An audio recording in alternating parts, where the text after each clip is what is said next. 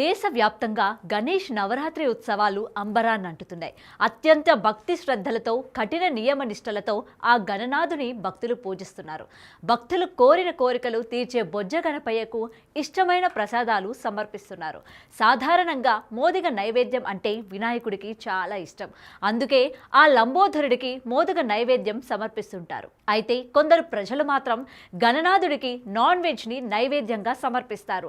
Mutton, చికెన్తో రకరకాల వంటకాలు చేసి వినాయకుడికి నైవేద్యంగా పెడుతున్నారు.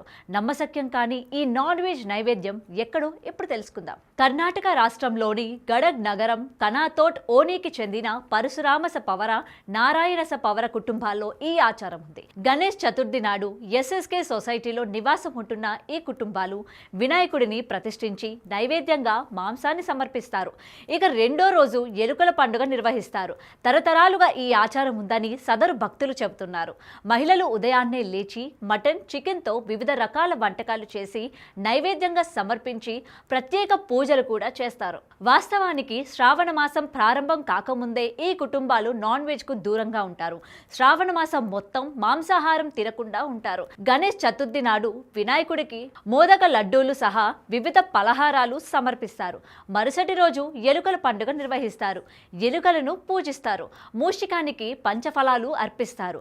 అనంతరం గణేశుడికి మాంసాహారం సమర్పిస్తారు. తద్వారా నెల రోజులు శ్రావణ మాస వ్రతాన్ని విరమిస్తారు.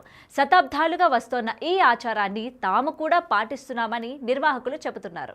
ನಮ್ಮ ಮನೆಯಲ್ಲಿ ಇಲಿವಾರ ಅಂಥೇಳಿ ಇವತ್ತು ನೈವೇದ್ಯವನ್ನು ನಾನ್ ವೆಜ್ಜನ್ನು ಇವತ್ತು ನೈವೇದ್ಯವಾಗಿ ಇಟ್ಟು ಇವತ್ತು ಪೂಜೆಯನ್ನು ಸಲ್ಲಿಸ್ತೀವಿ.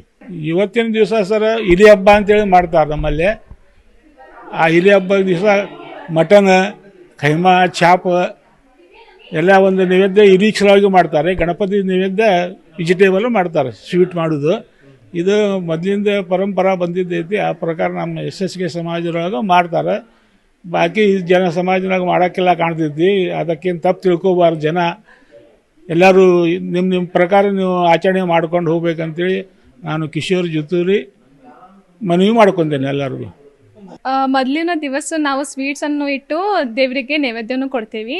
ಮತ್ತು ನೆಕ್ಸ್ಟ್ ಡೇ ಇಲಿವಾರ ಅಂತ ಇರ್ತೈತಿ. ಆ ದಿನ ನಾವು ಮಟನ್ ಎಲ್ಲ ವೆರೈಟೀಸ್ ಮಾಡಿ ದೇವರಿಗೆ ಅರ್ಪಿಸುತ್ತೇವೆ. ಖೈಮಾ, ಆಮೇಲೆ ಛಾಪ್ಸ ಅಂಥವೆಲ್ಲ, ಖಾರ ಬೊಟ್ಟಿ ಅಂಥವೆಲ್ಲ ಮಾಡ್ತೀವಿ. మటన్, కైమాతో సహా వివిధ రకాల నాన్ వెజ్ ఐటమ్స్ ఈ రోజు ఇంట్లోనే తయారు చేస్తారు. సందంతా సందడిగా ఉంది. వంట చేసిన తర్వాత అన్ని రకాల నాన్ వెజ్ ఖాద్యాలను గణేశుడికి నైవేద్యంగా పెడతారు. ఇంట్లోని వారందరూ ఒకచోట చేరి వినాయకుడికి మంగళహారతి చేస్తారు.